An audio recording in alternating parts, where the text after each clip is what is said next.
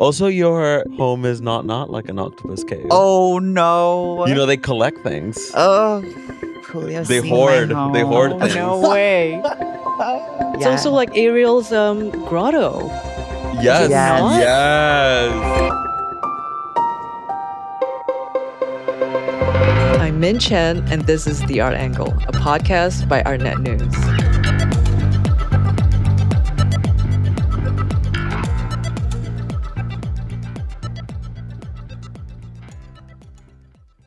Julio Torres and Martine Gutierrez share a knack for building worlds and characters that operate on their own wonderful, absurdist logic.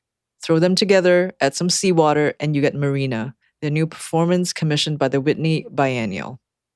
Marina opens with a construction worker tossing a smartphone into the ocean and ends with a sea wench possibly discovering the internet. It's like the Little Mermaid, but filtered through the flights of imagination that Torres and Gutierrez have become known for. Torres first came to prominence as a writer for Saturday Night Live, but has since carved out one of the most distinctive creative paths around. He created TV shows Los Espookys and Fantasmas, and made his feature debut with Problemista, starring Tilda Swinton.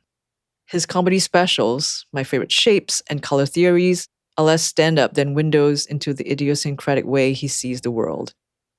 Gutierrez, meanwhile, has spent her career transforming identity into an expansive artistic practice. In her series like Anti-Icon and Supremacy, she uses performance, photography, and self-portraiture to inhabit a range of personas, from Aphrodite to Lady Godiva. It's work that challenges conventional ideas of femininity while celebrating reinvention and fluidity. Marina won't be the first time that Torres and Gutierrez are collaborating. Gutierrez has appeared in both Los Espookys and Fantasmas, where she played the mysterious Vanessa. The pair also share a rapport that is immediate, playful, and unpredictable, as you hear in our conversation. Here they are talking about Marina, first meetings, fictional personas, and for reasons that will soon become clear, the first half of Speed. Hello, Martine and Julio. Thank you for joining us on The Art Angle today. Hello. Thank you for having us. So we're here to talk about Marina, which is your new performance commissioned by the Whitney Biennial. And very loosely, Marina stars Martine as a sea wench whose life changes when she discovers a smartphone at the bottom of the ocean. And it's just a fantastic premise. And I'm very curious how it came about. I'm really sensing a hint of the Little Mermaid in here. Julio, maybe you can start us off. What was the spark for Marina? I mean, yes, there's definitely a big hint of the Little Mermaid in there. So the Whitney asked if we would like to do a performance of some kind at Little Island. And so we visited the Little Island stage or amphitheater. I don't know what the correct term for it is. And we really allowed the look and feel of it to inform the kinds of things that we were interested in doing. And being so close to the water really got our gears turning. And mermaids and ocean life are something that we talk about a lot. And that just sort of snowballed into what it is now. I feel like there were a couple of brainstorming sessions. Yeah. I think if you've been to Little Island before, which I had not, you had. Yes. You had seen something. Yeah. It's very specific. Architecturally, it's, oh no. It's limiting. It's constrictive. Well, there's a lot of I would say it's more challenging than it is limited. See, that's why I needed you to chime in. Yeah. Because obviously it's outdoors, which looks gorgeous. Yeah. That means that weather is an issue. And then the wind of it all. Yes. You have to really, really think of what you put on that set because it could just fly away. And it started really feeling very theme park-y. Mm-hmm. And I think that Marina is also a bit of a nod to theme park shows. Yeah. She welcomes the tourists. And that's the other thing. It's we were Little Island tourists. And, yeah. We walked around. We had a site visit and it was hot. And we met and you're just faced with the sun and everyone there is kind of wandering to these little... What are those? streets. They're not street. They're little roads, little paths The little paths. that just kind of look out. Yeah. And from that, everyone has their camera. And it is kind of the spectacle of what? What is the dinosaur or the shamu or in this case, Marina, that you're coming to see. Yeah. Witness great mystery. But it's not carny, which is too bad. No, it's not carny at all. Rarely ever do I feel like one of these like big New York projects ends up being exactly what the rendering wanted it to be. And this one feels like, oh, the people are moving in the way that the architect intended it. Feels like it's functioning true to its purpose. It's not like when like they make a fountain and then they have to like put like police barricades around it. 'Cause it's like people are like jumping on, like they didn't think of like how people were gonna use it. It feels very Gattaca. And yes, the architecture is very Gattaca. Gattaca. It's the Giver type of feeling. Yeah, and there's something about it that keeps people moving. It's sort of like the High Line. It's perfect like parent visiting from out of town architecture. Because he like, you keep them moving and you know when it ends. Yeah. So the production is going to be somewhere between a theme park but not carny. Yeah. Yeah, because carny gives, I feel like just the connotation is so. I would say there's not a hint of carny. Okay. I feel like whimsy. It's definitely whimsy, Sure. but I really do think that it's like a little Olympic opening ceremony. Oh my God. Perfect. Meets kabuki. Very gestural. Okay. Intriguing. And we've been talking about Little Mermaid on Ice, which I have seen. You have seen it? Yeah, I've never seen that. Does she have legs when she's skating? Yes. Or is she like on a rock? No, it's so weird. She has like a split. She has like a split The fin. tail is split into two parts? Both legs are a tail.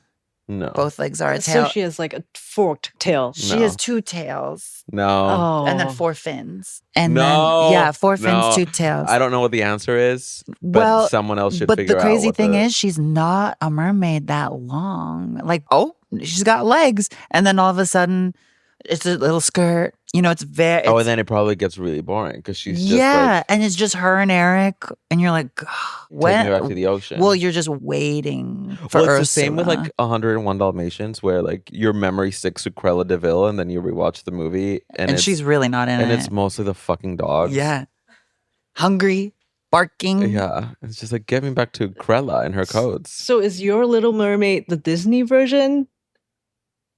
Is that the definitive Little Mermaid for you? Oh, the Little Mermaid being referenced in this is definitely the Disney version. Gotcha. Yeah, the redhead. Yes. Yeah, she even. Wait, sorry, I don't know. Spoilers? We didn't talk about spoilers. No spoilers. You could. We don't know. No. There's a brief cameo. Oh. There's a brief Anything cameo. you can tease about the cameo? I feel like we've already said too much. Yeah. Oh. There's a brief unlicensed cameo. The retired version. It was like an inside joke or something. I feel like it was like a little, wouldn't that be funny? And then she made her way in. Yeah. She made her way. Okay. I'm going to keep my eye out.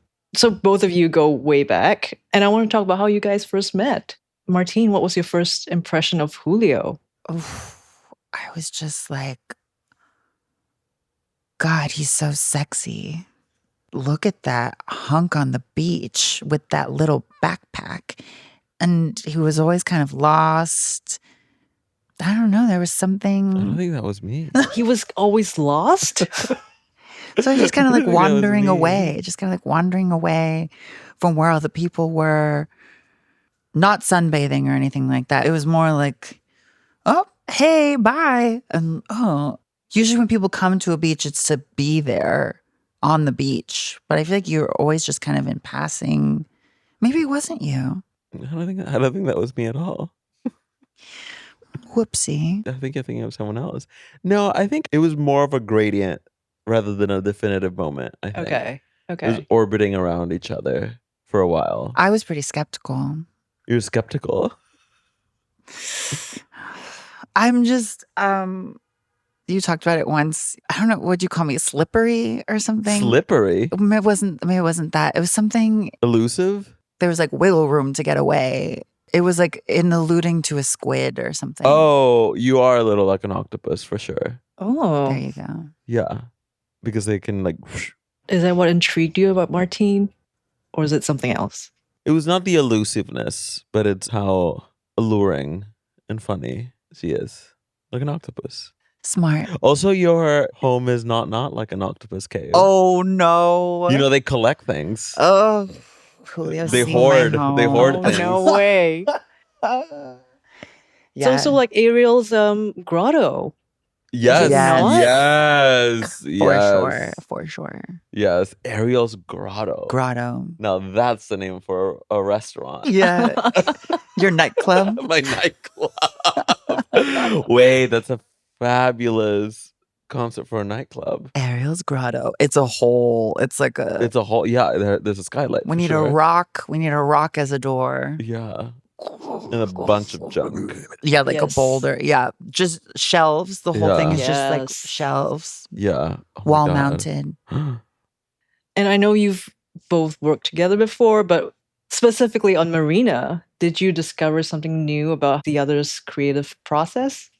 That's a good question. Have I discovered something new? I would say that this is the first thing that we built together from the ground up. Yeah, they got legs. Right.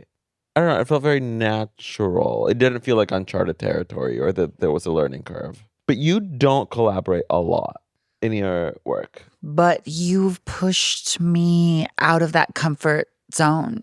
There's very few friends that it's just, I guess it's kind of snowballed into this where there's a language now to pull from. And Because I feel like your other work is very like you go off by yourself and then you fully construct something and then incorporate people when you maybe like physically need something made mhm, and then you show it.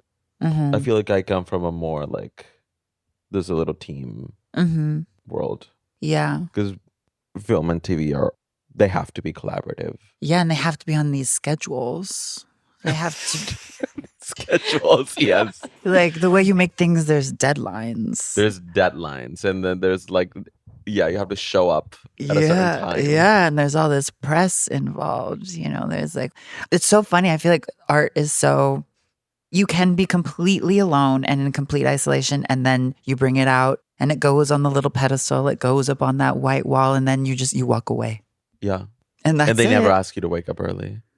Not really. Because why would they? Well, they're like, They're not like, okay, you got to wake up early to go to the painting factory. they're the deadline is you gotta ship it. You gotta ship. Have you gotta shipped ship it? it, girl. It's And then they're gonna close. They're like, it's late. They're like, it's late. We have to expedite shipping. You know, He was like, oh, which is not very sorry. nice, but Yeah. it has happened. Or the writing. You know, is there writing with this? Is there any kind of quote? Oh, Yeah. Speaking about your work, Martine, you've inhabited so many personas throughout your visual art career, you know, works like Indigenous Woman, anti-icon supremacy. What went into the work of creating the character of Marina? Was there something that surprised you about her after you started spending time with her? I am surprised by the affinity that I have for her. I don't really look at myself as a tragic figure, No. but Marina is. Marina goes through tragedy, but I don't think she's a tragic figure. Right, that's true. She shows you what you can do after. She shows you that tragedy does not define you. But also she made her own tragedy a little bit. What? I'd say there were some bad choices in there. Okay. You know, did Marina feel like an extension of your practice in a way? Or did she ask something different from you as a performer? Well, she definitely asked something different, and that's what's exciting. I think that's why this even happened. It's like, oh, for both of us, oh, I've never done that, you know? You know what I'm realizing was also like a seed into Marina was you being Gollum for Halloween. You being Gollum for Halloween was like an image that was burned in my mind. Ugh, wow. And then it was like, well, maybe we'd do something where you're something like that. Something was unleashed, and it was so last minute. It almost was a phone in Halloween. It was a fantastic. It was like a nude bodysuit with just some contouring and then like a bald cap with some wig, like some cut off wig. But it really worked. You have blue contacts, right? I had these crazy blue contacts from, yeah. I just rewatched Lord of the Rings and Gollum is actually quite gorgeous. Oh. Big eyes. Yeah, huge. Big eyes. Huge eyes. Gollum is very high fashion. Yeah, emaciated. Yeah. Size. Dependent. Addict. Sample size. Sample size. Loves jewelry. And very expressive. Needy. Yeah. Very expressive for sure. And very like, what about me? Yeah. Well, what about me? And what is that when He's you're a star? Just star qualities, but bipolar. Oh, needs to be medicated. Yeah, like so, ASAP. So happy, so And then angry. Oh my God. Yeah. The mood swings are crazy. Yeah, and that was really exciting. And Are they making a Gollum like prequel? Am I making that up? or are you making Did they it? already make one? That's the Hobbit, right? No, that's the Hobbit. No, yes. But I think there's someone is making a Gollum like prequel. Like He's in- how she got there? like he's in high school. Right, yeah. Yeah. The audition that went wrong, He's in high school and he's like really hot. full head of hair. Yeah, full head of hair. It's the guy from Heated Rivalry. Oh, my, he's a jock. Yeah. Before the pills. Yeah. The eating disorder. Before Hollywood. Oh, God. Yeah. No, Gollum was really freeing. And I felt gorgeous. Yeah. But it was truly like a creature. Well, that is Inhabiting a that is what creature. Marina is. She is both hideous and gorgeous. Hmm. Oh, that's perfect. That's perfect. A bit of Little Mermaid, but also Gollum. Mm-hmm. Oh yeah, no, Marina's not a classic beautiful mermaid. No, she's a creature. Oh, okay. Oh, okay. Interesting. Creature. Yeah. So let's talk about your characters, Julio. Two of your characters that I absolutely love are Elizabeth in Problemista, who is an art critic who's consumed with preserving her late husband's artistic legacy. And the other one is Vanessa in Fantasmas, played by Yes. Martine, Yes. a performance artist whose performance has taken over her life. They're a little bit obsessive. They're pursuing something with, great conviction, but they're never like the butt of the joke. And is there something about that kind of character that keeps drawing you in? I love people who are very obsessed with one thing to the point of like it pushing them into solitude, I think. I'm very, very, very into people who can't let go of this one thing. And I think that Marina is like that. She becomes myopically obsessed with this one thing. She's very unlike those two characters. I would say she's maybe closer to Tilda in Problemista than she is to you in Fantasmas. No, there's no Vanessa in her. There's absolutely no Vanessa in her. But yeah, no, I do love people who like become really, really, really obsessed with this one thing and like make things a little bit more difficult for themselves because of that.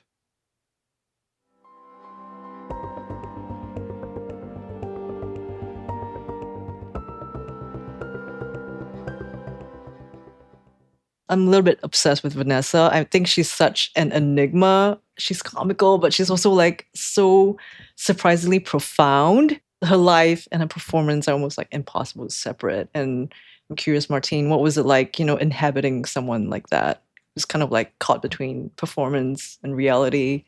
I love her. She's such an icon. Is this an allegation? No. Because there might be some overlap there. I loved getting into Vanessa. I really did. I felt so beautiful and I felt so in control. And I think playing her and you writing her really showed me that I also am her. She's so statuesque. Those suits were tight. Those shoes, yeah. I barely fit.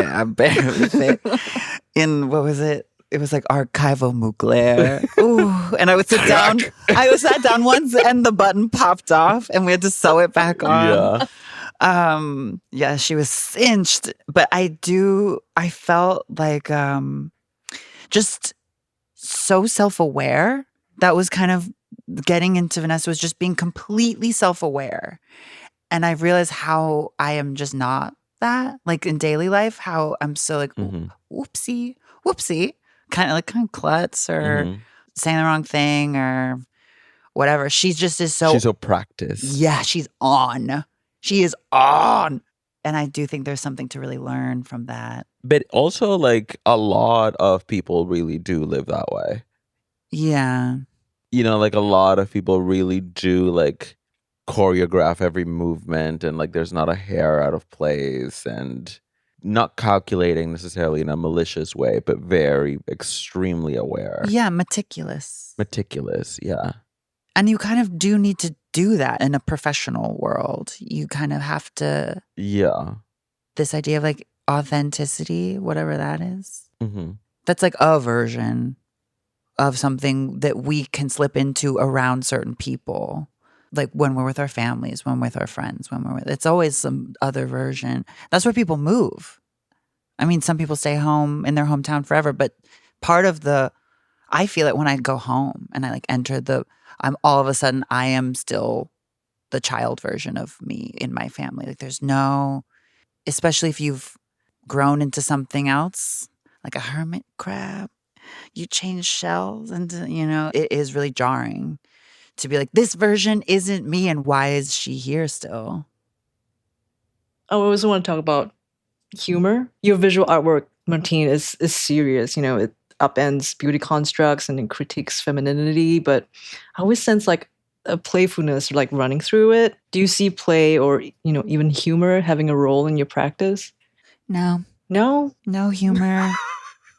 All serious all the way? Snip, snip, snip. Get that out of here. I'm so serious about art. It's criminal. Imagine. I mean, I think that's what is going to change. It just is changing because we're in it and we're so silly. But the way it really has been is so self-serious. I think pre-internet, the stakes were so real. It really was life or death. And you just can't make work like that anymore. So. What do you mean you can't make work like that anymore? Like, why do you think that is? I don't know. Why do you think that is? Like, why you can't make work that's like too serious or like divorced of humor? Not divorced of humor, like the history of what art has been. Well, there used to be just religion and just kind of other iterations of like the religion. idea that art is serious. A museum is serious. A gallery is serious. These are, it's like either academia or it's somehow connected to a lineage of history. And we have to take that seriously. Well, I think something that we both do organically is that there's an accessibility to our work. I never want to deliberately make out something that feels intellectually exclusive or alienating or like, I mean, we're doing something that's sort of like an ode to theme park shows. It's because we love them. Well, because it's like we never want to be like deliberately obscure. We never want to be like, oh, most people are not going to get this. Like we're constantly referencing like things that are very popular. I mean, I like things that are very popular. Right. That's what's so funny. I feel like the things I like are not highbrow things. It's like junk food. I'm so junk food. I love junk food. That's high art. But I think like unpacking why we like junk food is a form of high art. But ignoring that there is junk food is sort of like navel-gazing and myopic. Okay. Like I feel like for the longest time, TV and film was so scared of incorporating the internet into the lives of their characters in any way. Because it was like, oh, that's so uncinematic. It's so, like people shouldn't be texting. That's so uncinematic. And it's like, well, no, it sort of behooves us to find a way of making that cinematic, which is why I'm so obsessed with like people being on their phones. You are. Because I'm like, well, people are on their phones all day, every day.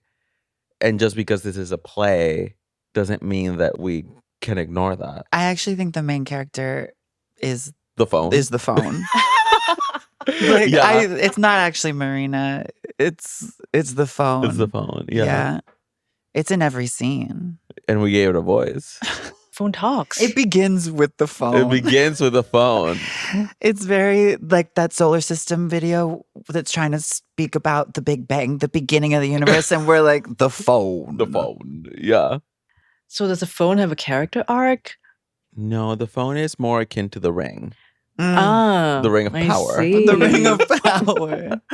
I see. One phone to rule them all. Yeah. The mythology of the ring of power was very confusing to me. Really? Yeah, it's like, oh, he made 7 things, and some of them are in the ring, and some of the other things are scattered. But the ring is, it was like, oh, you need to streamline this. It's like, what? It's like, and then there's the fellowship, which is like other people, and it's just like, this is a lot to keep track of. There were many books. Yeah. I mean, you're really good at trimming the fat. I will say this play really moves. It really moves. Honey, it's 45 minutes. It is friendly. Get them in and out. People have things to do. People have to get back to their phones. Julio, I noticed that you have a thing for objects, everyday objects, almost, Yeah. You seem And I love garbage, and that is in full celebration here. That is in full celebration here. Is there something about like everyday objects that fascinate you? I think they're like totems. They're full of meaning and symbolism, which is like sort of like what a toy is. It's an object that you imbue with meaning. So I don't know. I feel like in that way, I'm like always playing. And yeah, there's a lot of important objects here. Well, there's one important object, the phone. Yeah. I was trying to think of another one. But also it's very fairy tale to imbue an object. The amulet, the lamp, the rose, the spindle, the Mirror. the scroll, the mirror. Yeah. I love all of those. Yeah. And the phone really is that for us. Have you figured out how to make the phone cinematic or how to like represent it in a play? I think lighting is going to be our... Okay. And we haven't gotten there And yet. we haven't gotten there yet. Okay. Yeah. But we have full faith in Yuki. She's going to tear. Yeah. She's going to absolutely tear. Like one thing I really appreciate about both your practices is that however strange, funny they are, there's always like a generosity and warmth to your characters. Is emotional truth something like you have to establish first before you get to like the absurdity, or does absurdity come first? No, I think for me, absurdity is a way of showing an emotional truth. It's never like that I have like an image in mind and then I just work my way backwards and see what the truth of that is. In your self-portraiture, it feels like you like all of them. You know what I mean? Like you like the people that you're inhabiting. Mm-hmm. Like the versions of yourself. Yeah. They're people I want to be. Yeah. Yeah. So far. I'm going to run out. I'm going to run out soon. Yeah. And I'll have to do all the terrible ones. The Statue of Liberty. Marilyn. Frida. Oh my God. Frida's too close. Yeah, Frida's too close. We're in a show together right now. You did Da Vinci. I did Da Vinci. Leonardo da Vinci. Yeah. We have the same birthday. So. What you do? Mm-hmm. You and Leonardo da Vinci? Mhm. Oh. Oh my God. That's why. He's in the Party Full. Who, he's a joint host in the Party Full. yeah, who are you bringing as guests? Yeah. Leonardo. They're like, which one? Wow. Aries. Leonardo was an Aries. Guess so. Yeah. And I'm always interested in what artists are consuming while they're making work. And beyond Marina, is there one thing right now that you're obsessed with? It could be an artist, a film, a book, song, even an object. Don't say phone. Don't say phone. Okay, you were talking about, I might do it tonight, but you were talking about the movie Nell. You're going to do it tonight? I think so. Oh, no, you want to watch it with me? Yeah, but you could do it on your own. Jodie Foster? Jodie Yes, Foster. thank you. I love that movie. Oh my God. I had never heard of it. Okay, embarrassingly, I shared that she was a huge inspiration for this idea of a character who gets to just emote because it's not about language, or it is about language, but her language skills are so mystified because no one can understand her. She gets to be so expressive in her body language. And I just was like, what a dream. What a dream as an actress. No Yeah. lines to learn. She doesn't have lines. Well, So Nell is a little Poor Things, maybe. Emma Stone in Poor Things. But it's yeah. contemporary, right? Yes. It's a bit more contemporary than Poor Things. Way more feral than Poor Things. Mhm. Yeah. Not as stylized. It's more It's not glamorous. No. mm. And I don't remember, but I don't think Nell ever becomes verbal. Like she never actually learns. Does she? I can't remember. I can't remember either. I brought it up and said, remember? And Julio was like, I've never seen that. You never shared that with me. And then I felt crazy because Yeah. maybe I didn't. We've never spoken about Nell till yesterday. It proves to me that I can't have secrets from you. Yeah. And that's really healthy for our friendship. What else have I been consuming? I saw the Cape Fear TV adaptation. Have you seen it? Javier Bardem is obviously exquisite in it. Yeah. There's so many great performances in it. I can't wait. Javier Bardem is perfect. It's absolutely perfect. And the actress who plays his daughter, I don't know her name. I'll look her up, but she's so good. The actress who plays Nevaeh. Yeah. She's great. And it's like camp. It's like so not afraid to be camp. Oh, camp is back. It's super camp. Yeah. Melodramatic. Just so dramatic. glorious, So melodramatic. So extravagant. I love it. Yeah. Yeah. What are you watching? I'm going to watch that because I haven't. Yeah. Last night I got home and I started Speed, Bus or yacht? the bus, the first one. The first one. Yeah, I started Speed because I ordered dinner. To not finish Speed is kind of crazy. Crazy. No, it was a film that's all about momentum. No, it's like, all about its it was climax. a chaotic choice. It was a You're like, chaotic this feels like a good time to To stop. pause. Speed. Well, I love action. I love action movies. And I Previously on Speed. There's a whole first section that sets the premise of what the movie is fully about with the elevator scene. And I got through that. There's a Is there bomb. foreshadowing with an elevator that won't stop? There's a bomb in an elevator shaft. What? That's the beginning of Speed. Yeah. I've It's not never even seen about the Speed. bus. It's not even about the bus. And then that guy who was the T word, he somehow trans. survives. He's Don't say it. Don't say it like that. And he survives miraculously and then is like so upset that his first plan to kill everyone didn't work that he sets up another one, and that's the bus. And is the second movie, which is on a boat, is that also him? And did he put the snakes on the plane? He would be the one to put To the do snakes that. on the plane for sure. I've never seen that. He goes through great lengths to bring other people trauma. Is he like Russian or something? No, he's American, Oh. but he is a man. What's his motivation? Why is he doing this? I don't know. I didn't finish. Oh, you didn't finish. But my food came, I ate it, and I was like, oh, We're done I for can't today. do this. Yeah. I can't do I have rehearsal What tomorrow. a mistake this was. Yeah. We Yeah. have rehearsal in the morning. Yeah. I have to Crack wash- of dawn, 10, wash my 10 hands. a.m. For me, that is. I mean, same. So you're currently obsessed with the first half of Speed. No.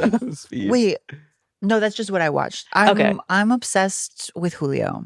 Oh, oh. I am.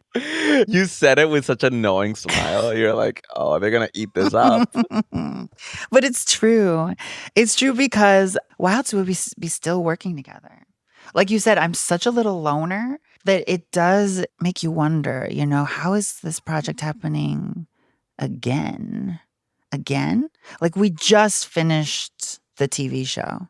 Yeah. This is on the heels of that. Come into my world. The Whitney. The Whitney. Careful. Careful. Don't As we enter touch the the art. Whitney. Oh, yeah. Shh. Security's over there.